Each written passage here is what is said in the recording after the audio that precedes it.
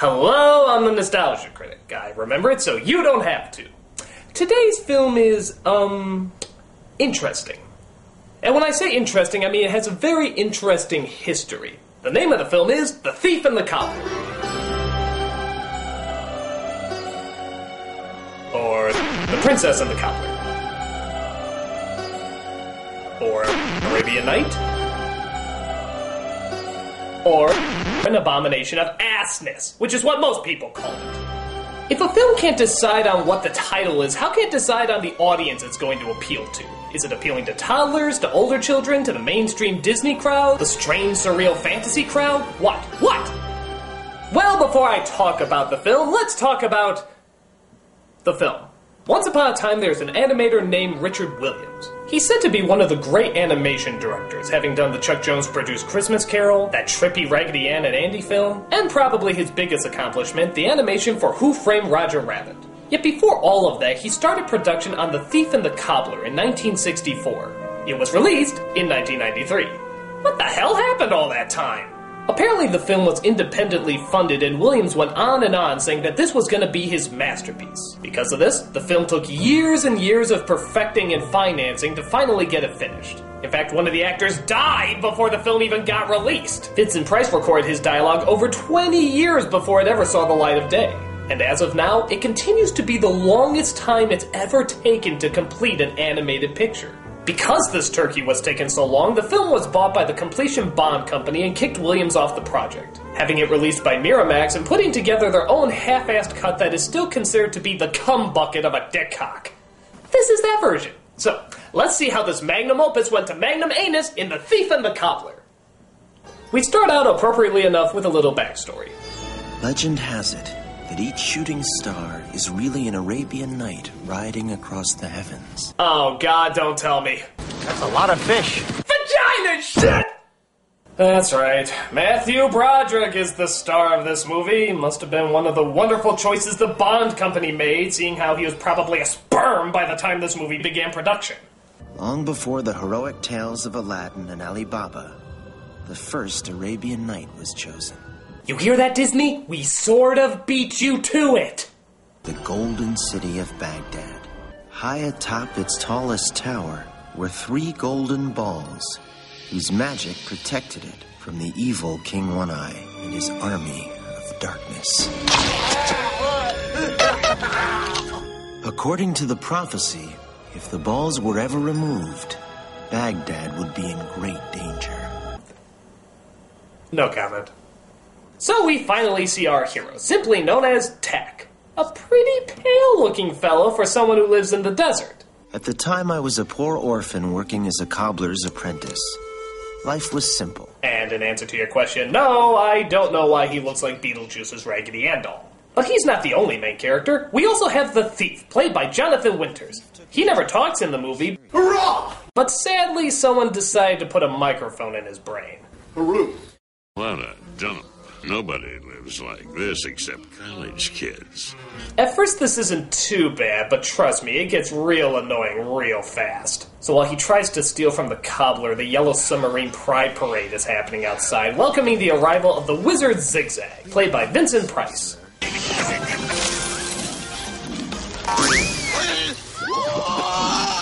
Take him into the palace! So Tak is captured as we cut to our love interest in the movie, Princess Yum Yum. Okay, hold on. Tak, Zigzag, Yum Yum. These aren't names, these are words an infant is trying to say for the first time. Tak! Zigzag! Yum Yum! Shitty fuck, shitty fuck, shit fuck! Okay, so the princess has a real original backstory. Are you ready for this? I bet you've never heard this one before. Listen. She's tired of her boring life. And, in a bizarre twist, she dreams of wanting more! I know I could do more if I just had the chance. This life I live in regal splendor seems a waste. I do hope there's a tired, unoriginal musical number to tell us what we already know she feels. Born just to delight. Oh, right on cue. And bred to behave. But she's more than this. There's a mind in the body of this pretty By God, is this song bland. I mean, this is like eating styrofoam on wheat toast, it's that bland. It's like someone approached somebody like Alan Menken and said, "Hey, can you write an original song?" "Sure, what's it about?" "It's about a princess who's dreaming of more." Oh, alright.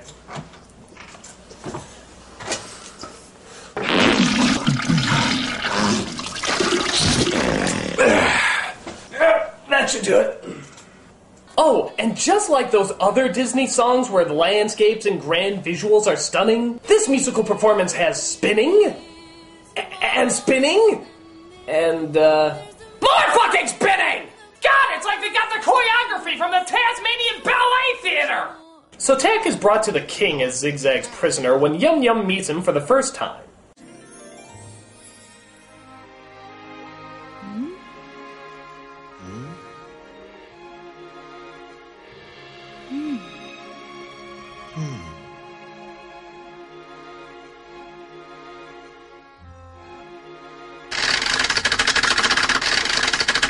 But the princess informs her father that she needs a cobbler, so he's called in to fix her shoe. Meanwhile, we discover that Zigzag has an evil plan to, you guessed it, take over the... Of course! ...world.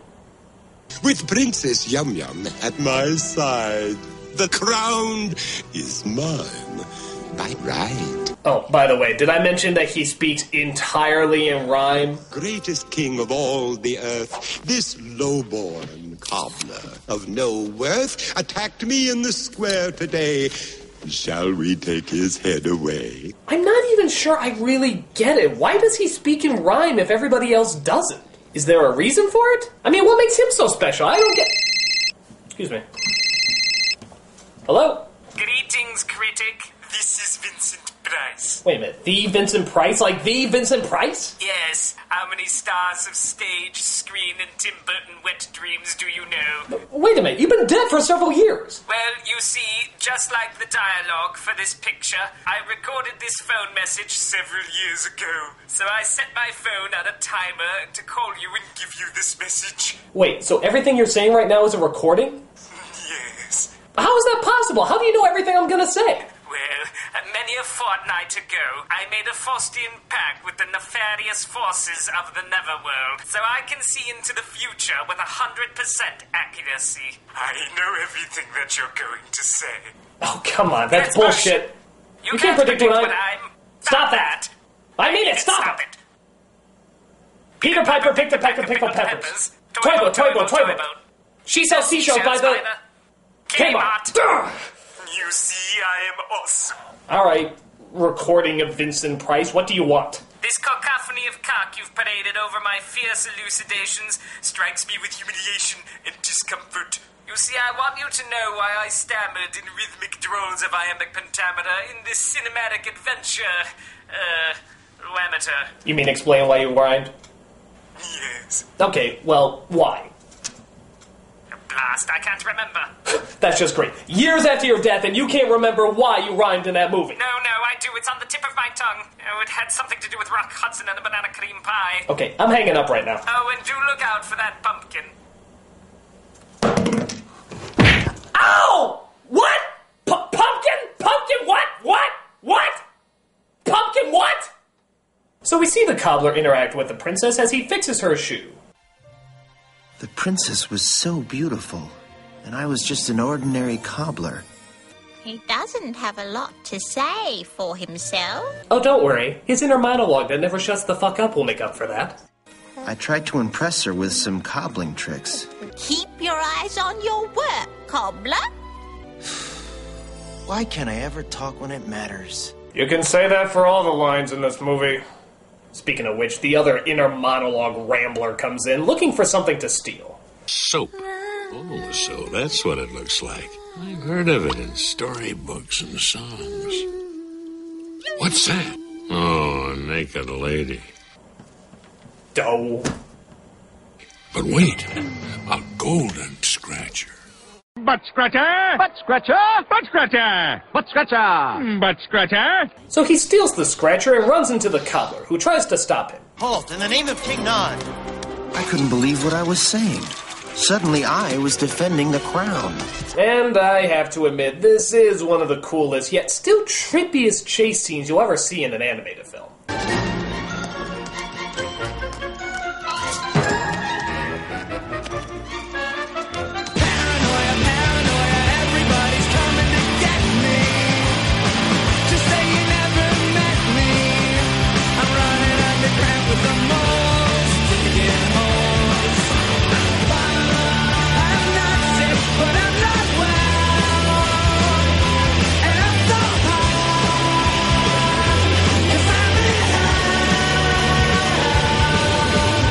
So after that trip out, Zigzag sees that Tex finished the shoe, and so he puts him in a cell. I was sure I would never see the princess again. Little did I know that she was thinking about me, too. I close my eyes. Oh yay! Another underwritten song to rape us with its blandness. So soft and warm and clear. Yeah, you thought the first song was bad? Just listen to the lyrics on this one. Don't fight your feelings, says my heart. A heart I will obey. Am I feeling right? Wow. That's a kind of laziness that you only dream about. You know, because you're so fucking lazy. I mean, it's like if Homer Simpson, Garfield, Snoopy, and Al Bundy all procrastinated to the last minute and finally came up with these lyrics. I mean, are they even trying? Anyone can come up with this shit!